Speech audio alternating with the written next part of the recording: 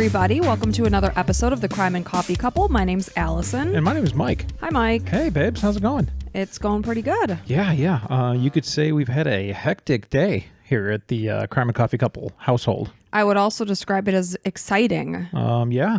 Exciting. A lot of different things. Why don't you tell everybody what happened? We adopted a new kitten today. Yeah, he's orange, and his name is Pickles. Yes. It's for our son.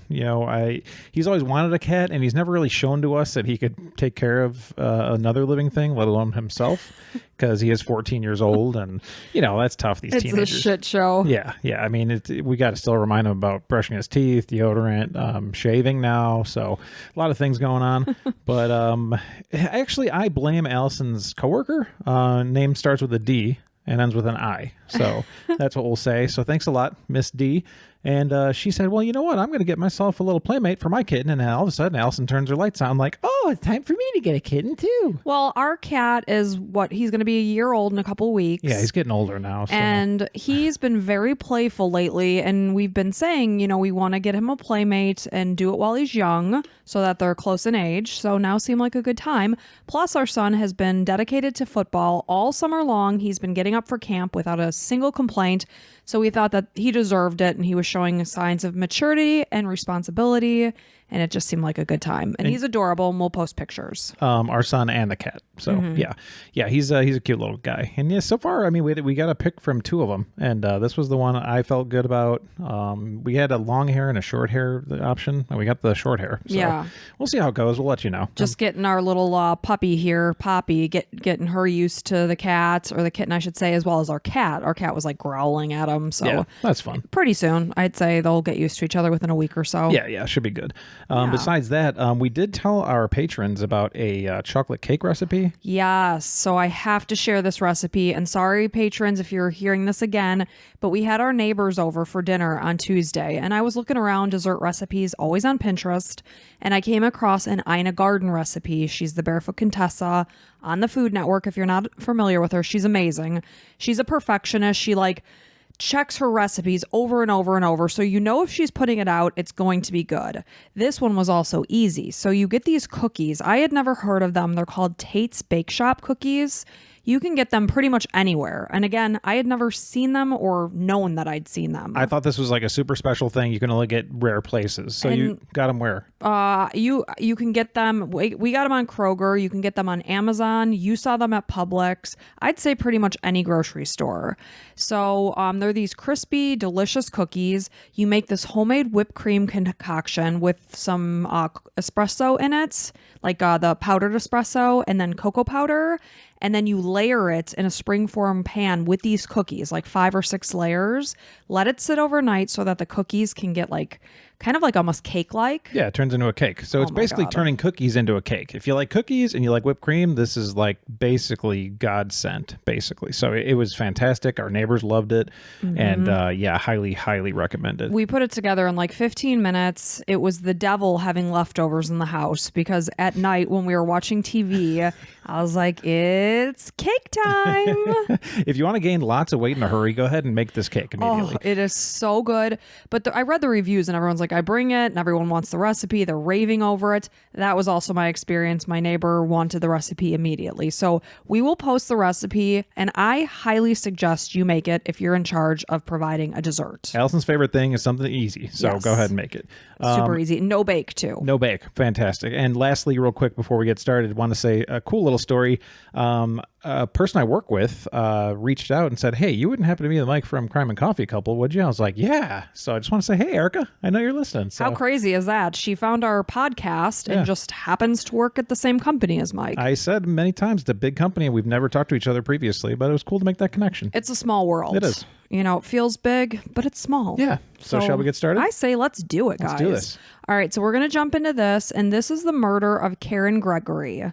So it was 1984, and Karen Gregory was a 36-year-old woman. She's originally from Albany, New York. She was born on March 29th, 1948. She attended Nazareth College in Rochester, New York. She earned not 1, but 2 degrees, if one wasn't enough, one for art and one for science. Karen was described as athletic. She loved to bike ride. She loved to swim. She loved cooking, reading, going to concerts, live stage shows. She loved music. She had many friends and was someone that would basically do anything for somebody that she loved. That's how people would describe her. Good person to know. So she was a vegetarian. Her favorite movie was Black Orpheus. Never heard of that one. Me neither. So in 1982, Karen relocated to the picturesque, artsy town. It's a very colorful, beachy town. We have vacation there. This is Gulfport, Florida. And fun little fact, there's a mayor that's like a dog. So the dog is the mayor of Gulfport. Except when we brought our dog there, because it's one of those beachy, like super dog-friendly towns. Super. Dogs everywhere. Yeah. And we had our dog with us, and we were like, no way, she's the mayor of Gulfport. So we're like, I'm Poppy and I'm the mayor of Gulfport. That's right. So it's super cute. It's right by St. Petersburg, Florida, which is also an amazing city. So it's just a great place to visit if you're in Florida. So this is in Pinellas County, Florida.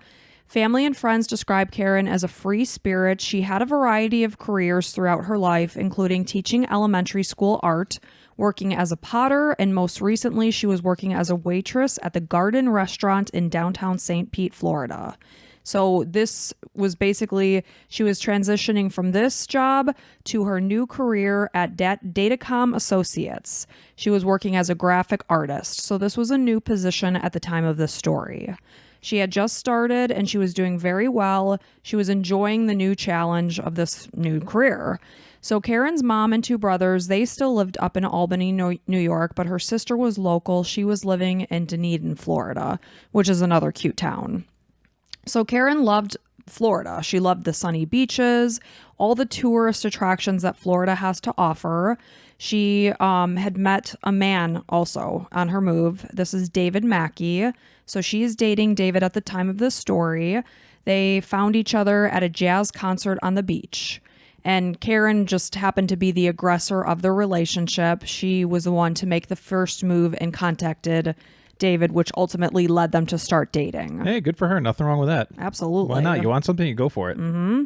So the two bonded over their love of the beach as well as music, specifically reggae music.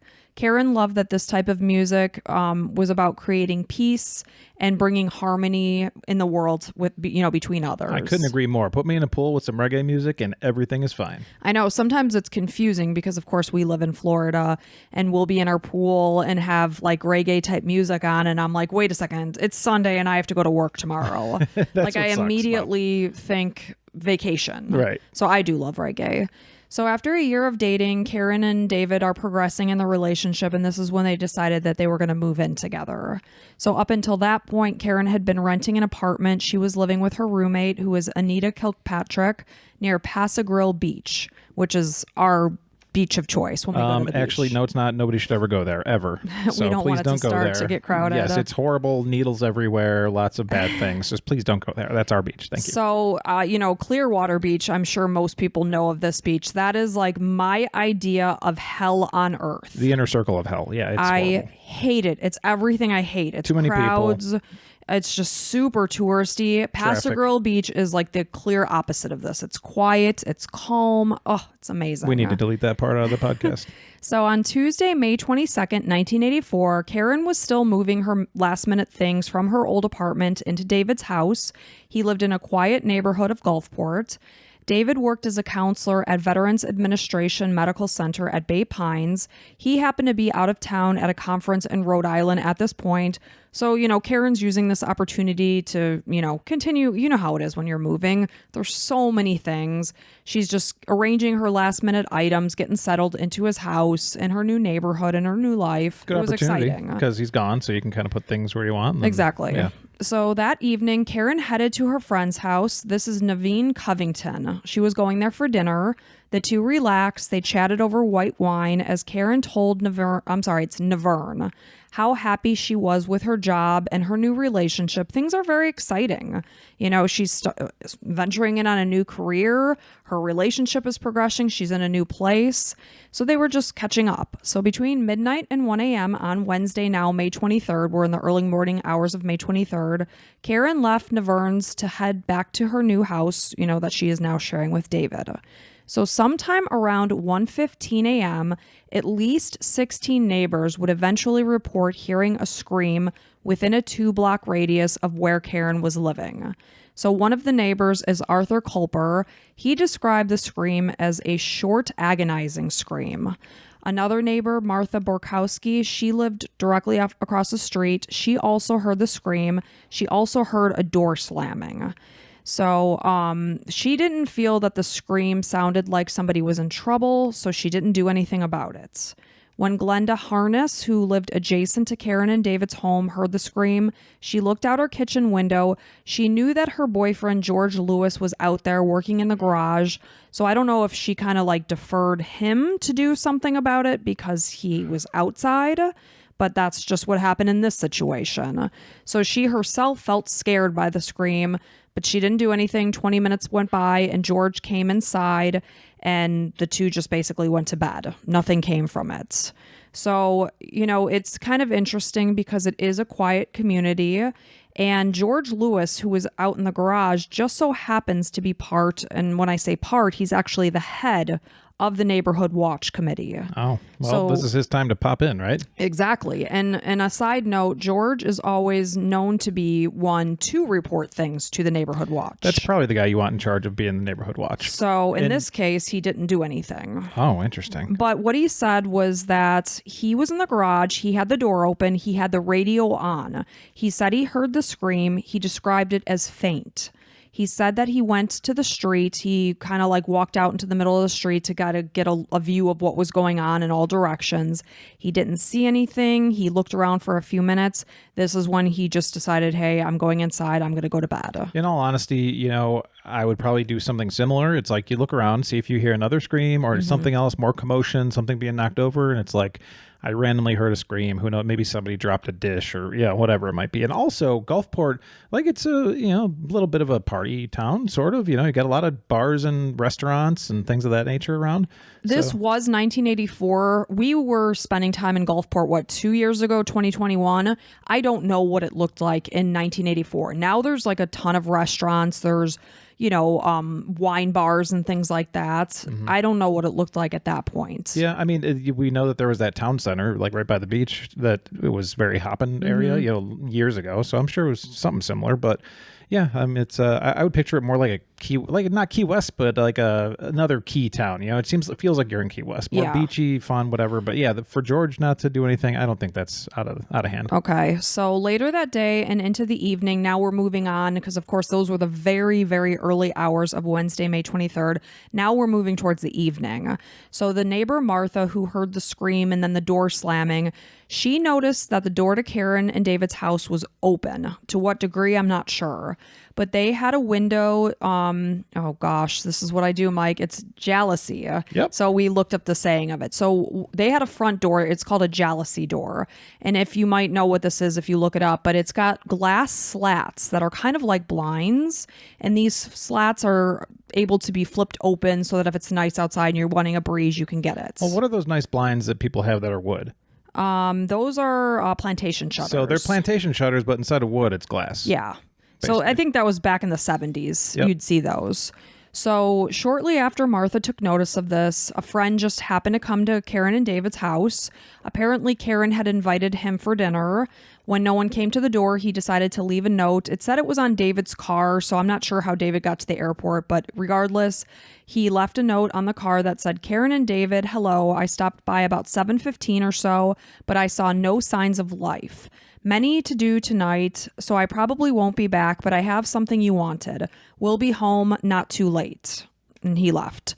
So meanwhile, David was still in Rhode Island for his work trip.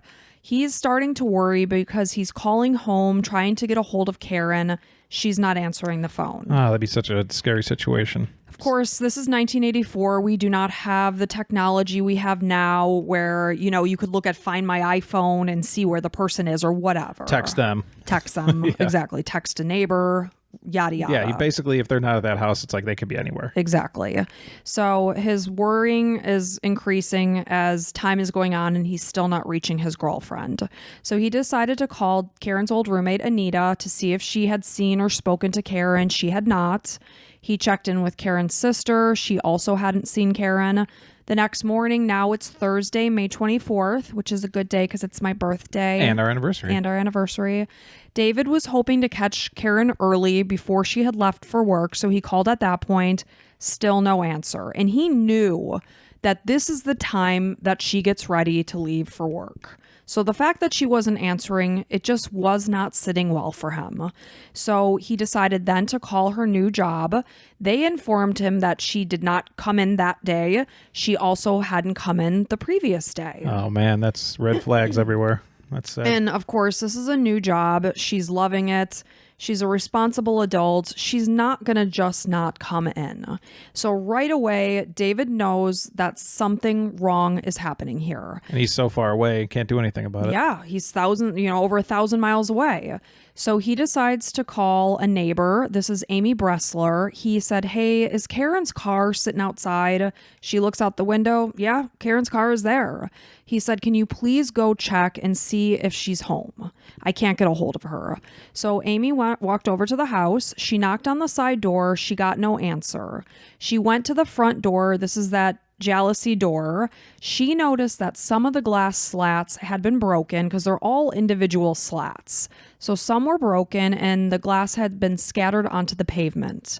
So Amy peered through the bedroom window at this point, and she first is just seeing an unmade bed, and then further on into the house, she sees, to her horror, half of a woman's body that has been covered in dried blood laying on the floor. Oh. She could only see half. Okay. That was what was visible to her view looking through this window. Horrific. So she couldn't see the person's face. She's putting two and two together and just assuming that it's Karen. Regardless, there's a bloody body on the floor. She's calling the police. For sure. So the next time, David's trying still, like, okay, Amy's walking over there. What did she find? He's calling home again. This time, a police detective is answering the phone. I mean, what a nightmare. Mm-hmm. So when police arrived, more than 30 hours had passed since the neighbors had heard that scream that night, in the early morning hours of May 23rd.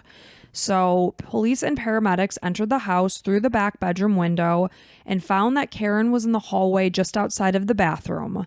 Blood was pooling, all around her.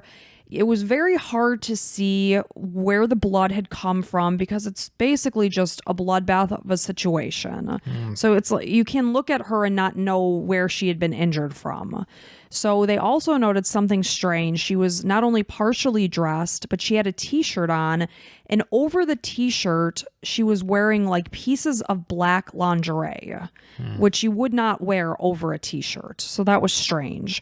And of course, this is causing police to immediately believe that Karen had been sexually assaulted. Yep. Detective Bill Brinkworth felt that it looked like an attack of rage. On the bathroom tile, police also noted a bare footprint that had clearly been tracked through the blood and been left that way. Well, that's good because that's evidence. Yeah. And they're looking at Karen's feet that have no signs of blood whatsoever. So you know that this blood print was made from the killer. So, of course, they're going to take note of that. It sounds like a lot of the DNA wasn't useful. And, of course, this is the 1980s, but certain prints just didn't dry right, like handprints and such. Of course, this is a very humid environment of Florida. Windows had been broken, so a lot of the evidence couldn't be preserved in that way. But this footprint was good. If it was like 10 years later, everything would be completely useful. Mm-hmm. So bloody handprints covered Karen's body, as well as windowsills, curtains, walls, and the floor. Police, of course, begin to speak with neighbors.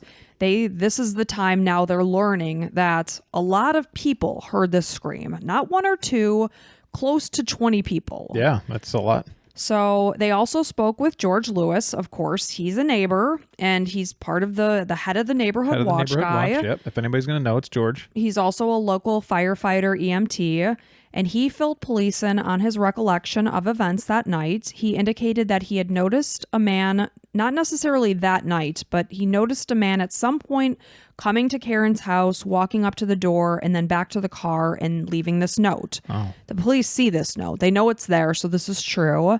And police were aware of the note, like I said. This is signed by somebody named Peter. Authorities quickly tracked Peter down and brought him in for an interview. This is Peter Cumble. He was very cooperative. He provided his fingerprints and footprints. They allowed him to leave. They were not necessarily convinced that he was innocent at this point. Of course, everyone's a suspect at this time. Yeah, Peter probably number one because he was there. So in the meantime, of course, David, I'm sure, is devastated. He's coming back to Florida from Rhode Island. And Anita and another friend tried to beat David to the house so that they could clean up the scene. That's nice. I guess police had already cleared it that you can clean it at this point. They were trying to get it where he could come home and it didn't look like a horrific crime scene. But Anita was so distraught trying to continue the job, she just couldn't do it. Totally understandable. We never know how we're going to react until we get in that situation. No. And, poor David is coming home to where his girlfriend should be. They're exciting. It's an exciting time. They're just moving in together. And this is what he's coming home to. So 3 days later, Karen's autopsy was complete. It found that she had been stabbed 21 times, specifically in the head and neck. Her throat had been slit. This ultimately was the cause of her death. The medical examiner noted that Karen had fought like hell, and she had a lot of defensive wounds on her hands and arms. Of course, she's trying to shield herself from her killer. So we always picture as they're coming at you, and like they said, a fit of rage is absolutely right. 21 times? That's a lot. A lot. And, sadly, she had been raped. She had ultimately been tortured before she slowly or quickly bled to death. I'm not sure at what point her throat had been slit, but I mean, she had so many injuries. And obviously the way she was found with the lingerie over the shirt was likely that her killer had forced her to put it on. It's just disgusting. Yeah, sick. So police had noticed that no lights were on in the house. They wondered how, of course, these people are hearing the scream right around 1:15 a.m. Of course, it's dark outside. How the killer would have gotten by in the pitch darkness without knocking anything over. But maybe they had turned the lights off afterwards. Yeah. Or, why put on lingerie if you can't see anything? Right. So odds are their lights were on. That's what I'm guessing too. When police spoke with Martha, the neighbor that heard the scream and then the door slam, she also had found, that the door looked to be ajar when she saw it. However, Peter said that it was closed but unlocked. Police are coming to the house when they are ultimately finding Karen deceased. The door was actually locked. So this tells police that the killer had returned to the scene of the crime to lock the door, realizing their mistake. Wow. Yeah. That's crazy and risky and ballsy. Yes, because you're risking being seen at the scene of the crime. Well, now they got to go back around and be like, hey, was there anyone walking around an hour or two later or whatever it might have been? And of course, police are talking to neighbors. Yeah. Continuously. 16 people heard something, so yeah, they're all over the place. At least 16. It may have been as high as 21. So because police found blood, it was all over the house, but specifically windowsills and curtains.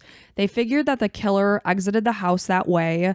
There were no signs of forced entry. It wasn't entirely clear how the killer got into the house. He may have been let in by Karen. It may have been somebody that she knew. Or it's possible that they had come through a rear bedroom door because they did see that the screen was torn and ajar. It was impossible to say that it had happened because of a result of this. It may have been like that for a while. It was clear, though, that a struggle clearly carried on throughout the house because of the way the blood was streaked everywhere. And what they believe is that Karen ran through the house and actually struck the locked front door to try to get out, which then caused these louver slats to break and shatter forward. So, obviously she was trying to run to save her life and she couldn't. Yeah. So it's just awful.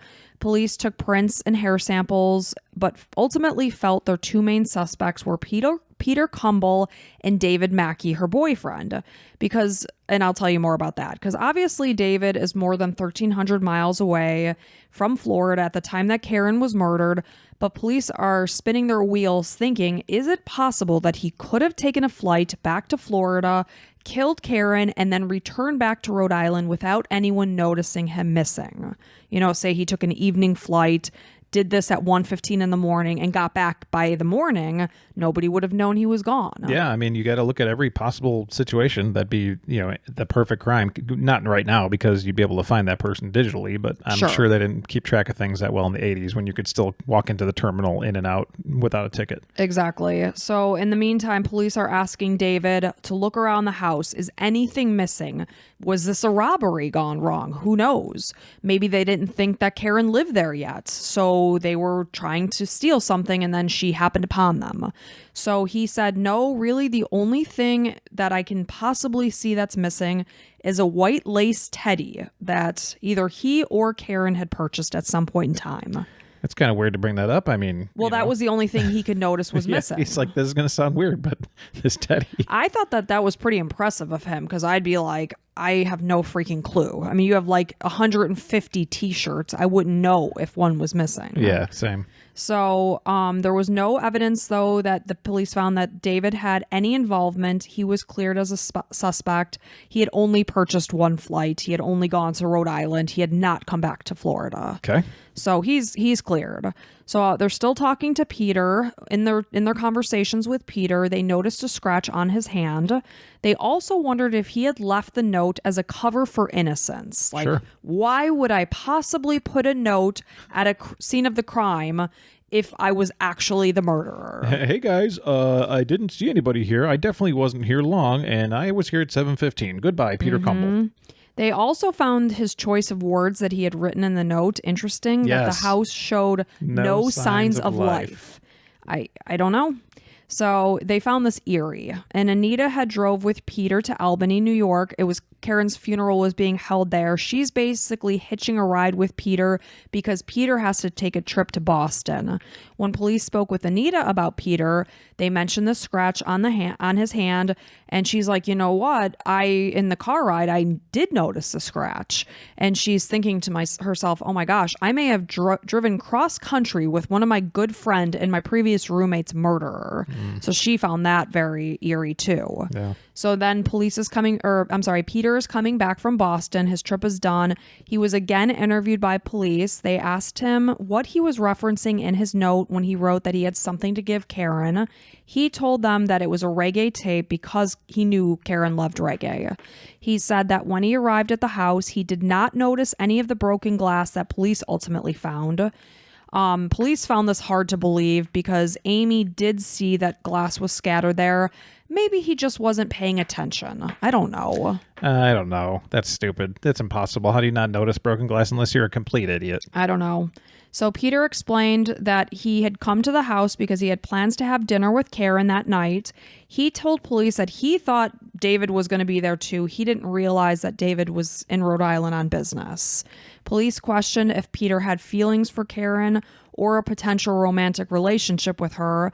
David is also reinforcing this idea and told police that he had his own suspicions that Peter was trying to get closer to Karen. Odds are you're making a mixtape for somebody. Yes, if that was what he was actually bringing, he probably has some feelings for her. I don't know if he made a tape or if it was just a reggae tape. I'm not sure. Yeah, so either way, he yeah, I mean, that's the first thing, especially with so much rage in this incident here. Yeah. So Peter has a girlfriend and she's saying, hey, at this point in time, with the way police are talking to you, you really should get a lawyer. So I'm assuming he lawyered up. However, I will tell you at the time that neighbors heard the scream, which one of the neighbors specifically looked at the clock, it was about 1:15.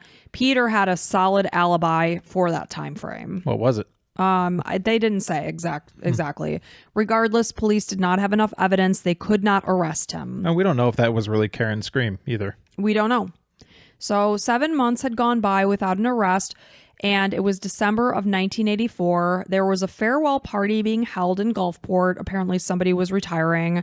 During the party, a lady named Marie Messervy, she worked as a Gulfport bus driver, She lived outside of the 2-block radius that police had canvassed. So they had not spoken with her at the time of Karen's murder. She's just having a conversation during this retirement party.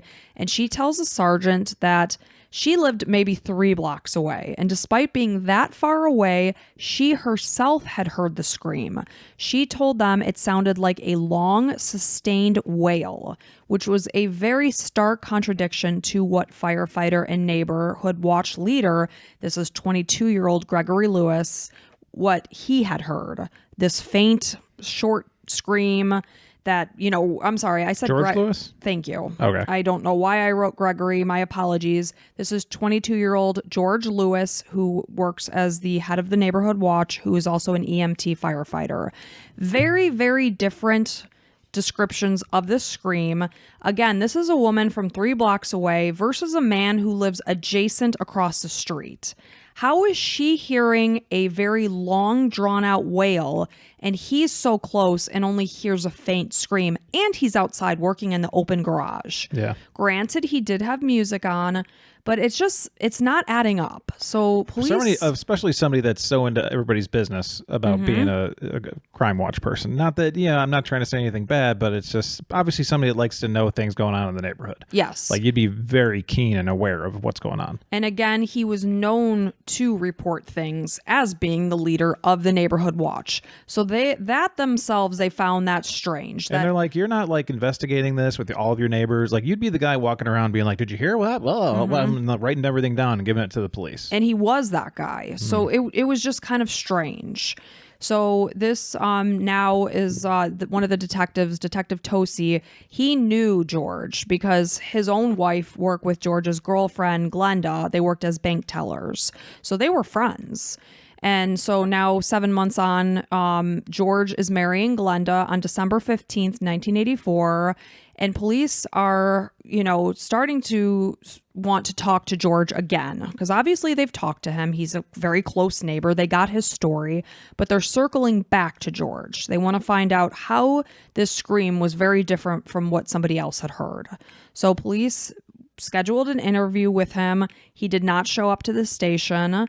They did interview him then in January. They administered a polygraph test during this meeting. He was failing the test while he continued to describe Karen's scream as being faint.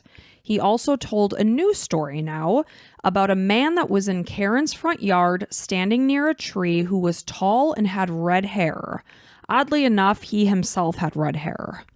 So he never told police anything about this on the first time they spoke with him. He just said, I was in the garage. I walked out to the street. I stood there. I looked around. I didn't see anything. I returned back to the house. Now, all of a sudden, there's a man by the tree in Karen's yard. Oh, no. Strange. So this guy, again, the guy that gets in everybody's business probably about these things going on in the neighborhood, conveniently forgot to say there was a guy with red hair standing in the yard. When he's, again, the head of the neighborhood watch and a woman is murdered. Yeah. Like, now is the time. So he said, of course, police are saying, why the hell didn't you tell us this the first time we talked to you? He said, I was afraid because this man obviously knows where I live. I was in my garage. So I didn't want to get myself into trouble. That's why I didn't tell you that. So police were skeptical of what George was saying, but Sergeant Tosi and a few other officers tested George's vision from the same distance of where he was claiming to have seen this person standing who was tall and had red hair. They're testing it, and he is not able to see a description. Wow, good idea. So police are now believing he's lying, and this person he did not see this. Okay. So police also showed him pictures of alleged suspected prowlers in the neighborhood. He could not identify them as any of the men that he saw near this tree. Police began to speak with women in the neighborhood about prowlers. One woman said that she was being watched by a man who ran away when she got closer to her window. So she was in her house. She sensed somebody was out there. Maybe she saw movement. She goes closer to her window to see who this person was. Who does she describe this person as? George Lewis. So he's like a peeping Tom, basically, gross. which is so It's creepy. yuck. So, because, obviously you're in your house, you assume you're safe and you have your privacy. Privacy, yeah. No.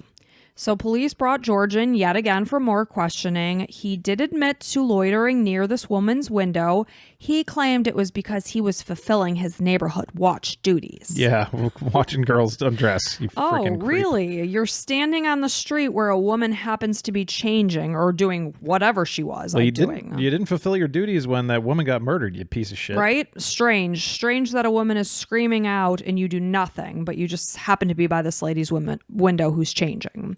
So in March of 1985, George was given a second polygraph test. He was questioned about the murder as well as the peeping allegations. He was specifically asked if he had raped and murdered Karen. He said no, and this test showed that he was lying.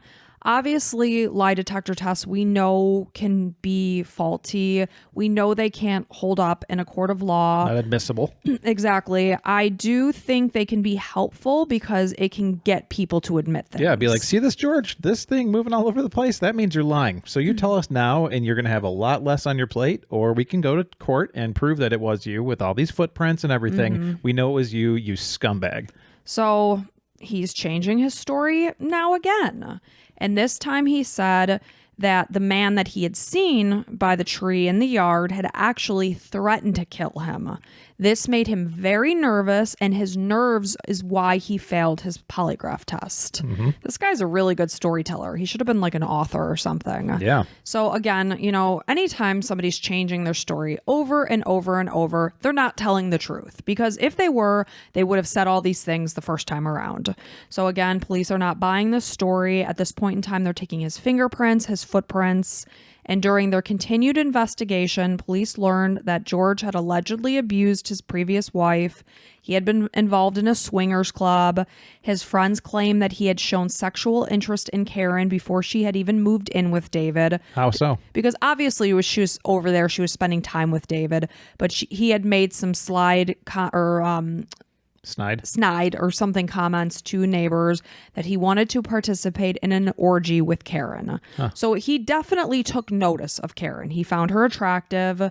Right away, we know that he was looking at her. Is there any law against that? No, of course not. No, but he's a sexually charged guy. Any kind of swinger or anything like that is definitely somebody that loves a lot of sex. So being in a swingers club doesn't make you a murderer, but they're just taking these notes. Sure. He's also abused a previous wife. So again, he's only 22 years old. He's not an old guy. Oh, okay. Thanks for a reminder. Just keep I that pictured in like an mind. old guy. Yeah.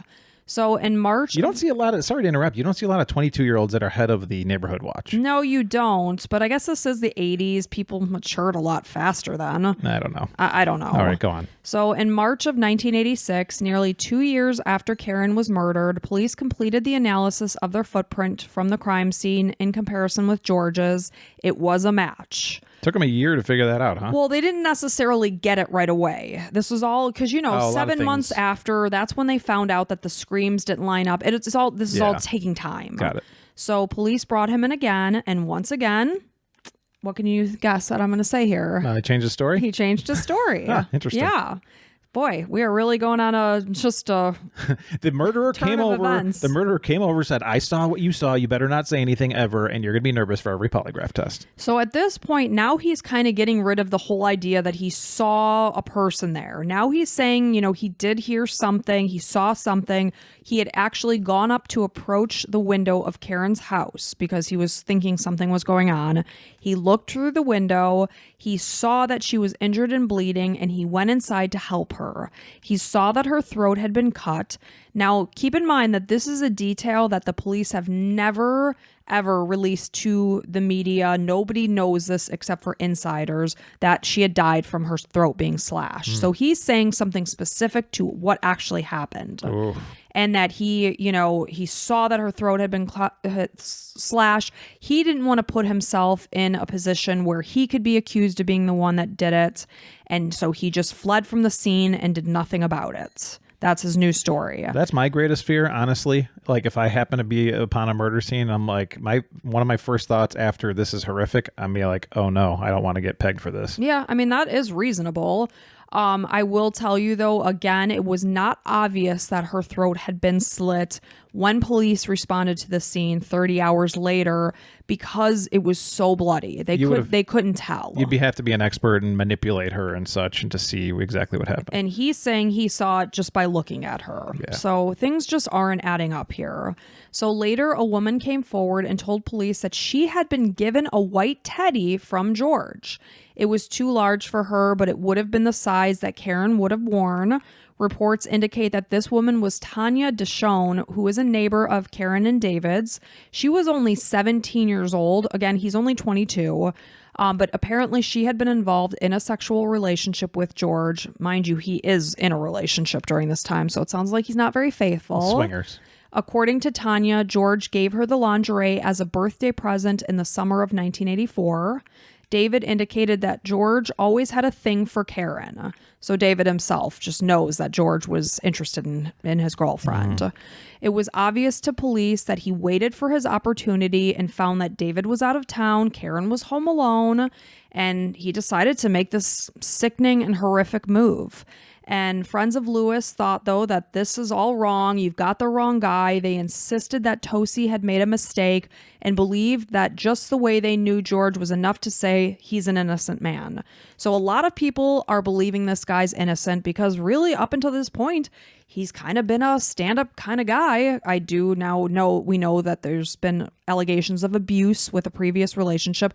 A lot of people don't know that, though, what goes on behind closed doors. Sure. So now it's March of 1986, and it's 2 years after Karen, almost 2 years after she was attacked and murdered. George was then taken into custody. During the trial, George changed the details of his story. Yet again, I'm losing count as to how many times this has been changed. He indicated that he's saying, yes, I went into the house to investigate what had happened to Karen. This is when I came upon her bloody body on the floor.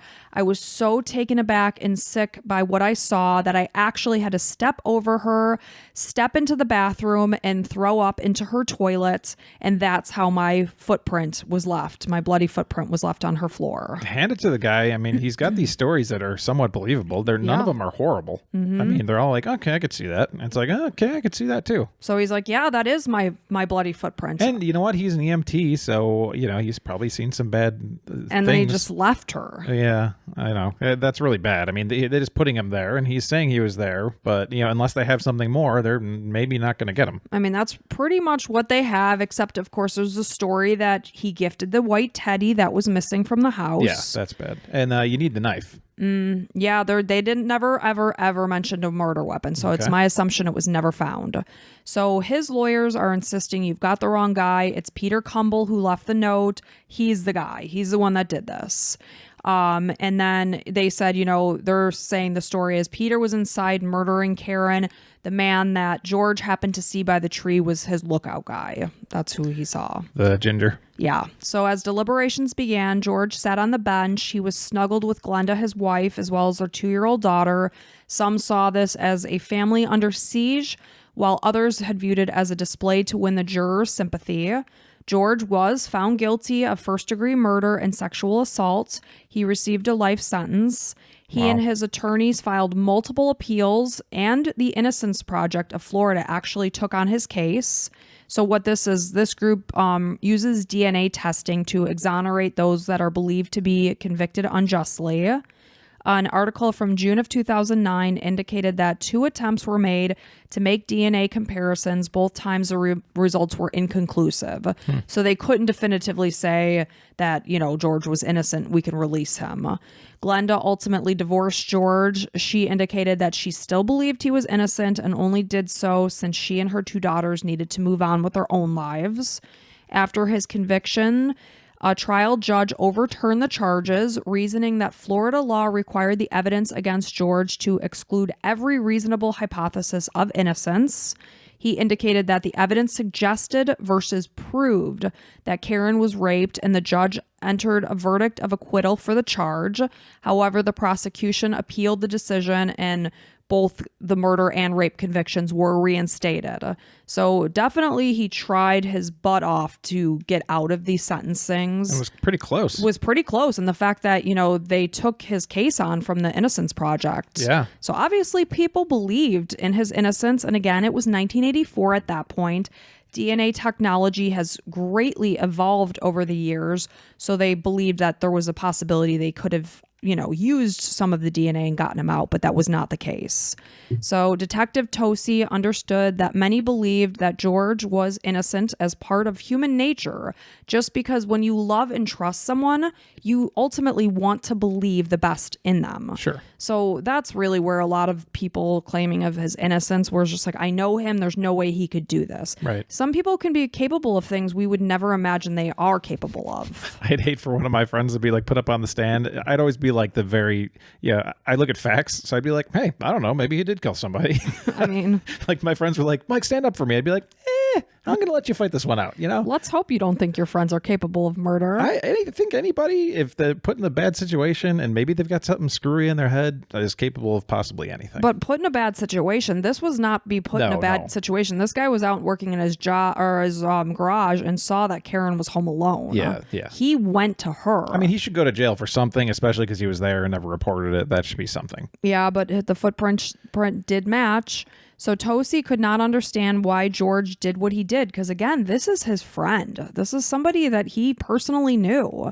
He feels, he was just simply infatuated with Karen and had been watching her for some time and saw that she was alone and took his opportunity. So she may have rejected him after he had come over and made a move. Maybe he attacked her and murdered her so that she couldn't report him and turn him in. As the years had passed, Tosi believes that George started to convince himself of his own innocence, no longer even knowing the truth, because if you tell yourself something long enough, you start to believe that it's true. And the further you get from something, the worse your memories are. It's just like a scientific fact that, you don't remember things the same way that they actually happened the further away from the incident. So he remained, when I say he, George remained at the Tomoka Correctional Institution in Daytona Beach until he died at age 52 in December of 2015. And for the life of me, there is no report as to what his cause of death was. Like, it's just not out there. It's just like, yep, he's dead. So he's dead. Yeah. So he died in 2015. Okay. So we don't know for sure. I mean, it sounds like it. He was convicted and charged for her rape and murder. So according to that, he is the killer. Let's bring up the things that you're thinking. So the white teddy, right? The white teddy. So he's, a guy that's into lots of sex and probably some stuff. I mean, maybe while he was there, he stole it, and just gave that. I think that's probably the biggest thing that gives him away. The footprint match. So we know he was in the house and he admitted to being in the house because he said, yes, that is my footprint. So he was in that house. And he said he puked in the toilet. He said that, but, he could say anything. The guy clearly can't be trusted. He changed his story so many times. I can't believe the Innocence Project that was 2009 where they looked into his DNA and they couldn't find anything conclusive. Nothing conclusive. Do you think they work just to find people innocent, and non-conclusive means that, oh, whoops, he's guilty and we're not going to say anything? I don't know. Yeah, that'd be interesting to look into. But the DNA stuff works. So how was that inconclusive? I mean, maybe it was mixed with other blood. I don't know. I'm not entirely sure how that was. You go back to Peter and his scratch on his hand. But, he could have gotten that scratch. You have a huge scratch on the back of your calf right now. Yes, absolutely. Did you kill somebody? Not that you know of. And then George, he didn't have any marks on him, right? Because George had no visible marks on him. Karen fought hard. Karen fought really hard. She fought hard against a knife, not necessarily against his bare body. Right. Those were slash marks, defensive wounds. Again, at the time that police actually talked to George, he was not considered a suspect. He was just in that 2-block radius of neighbors. So when they first talked to him, he may have had scratches and they just weren't aware of. They didn't bring him in necessarily. They were going around canvassing the neighborhood, asking people, what did you hear? What did you see? So when they talked to him, he could have been hiding scratches that they couldn't see. They didn't truly focus their sights on him for 7 months when they heard the variance in the screams. Mm-hmm. They did not line up in what he was saying. And also, why would he say it was a faint scream? It clearly was not. There's a lot of things that add up against him, but as they always say, when it goes to jury, is it beyond a shadow of a doubt? There is a doubt in my mind that it may not have been him. Is there any in your mind? The fact that he was in the house and the woman was dead, is it possible that somebody had come in and killed her and he just so happened to go in? I don't know. Oh, and the killer came back and did things. Locked the door. Right, so he would know that. He's nearby. However, he does work as a firefighter. He could have been out at work. He could have been sleeping. Who knows? It's not like he's sitting there watching the house 24/7. Yeah, I don't know. That's a tricky one, man. Either way, poor Karen, just murdered up in probably the pinpoint of her life to that point. Yep. Just maybe not pinpoint, but a very high. In her life. She was a 36-year-old woman in a new career, a new relationship, moving in together, exciting. She loved Florida. She's simply coming home to go to sleep and gets murdered in her own home. Tragic. Tragic, definitely. Well, thank you for telling her story. It's unfortunate. So thank you, everybody, for listening. If you like what you hear, you can support us, this little mom and pop podcast we got going on over here. I'm Pop. She's mom. I'm mom. Yeah, Or and ma. you can become a patron. It's in the show notes, so go ahead over there. As little as $5. Hey, throw us a bone, whatever. We And appreciate you it. wouldn't believe how much we do appreciate it. Yeah, I think there's over 30 episodes available for our patrons. So thank you for doing that. And I want to say welcome to Georgia and Angie, the newest members of the Crime and Coffee Couple Club. Lovely. And thank you guys so much. We appreciate the heck out of each and every one of you. Thank you for listening, and we'll be back next week. Until next time. Bye. Bye.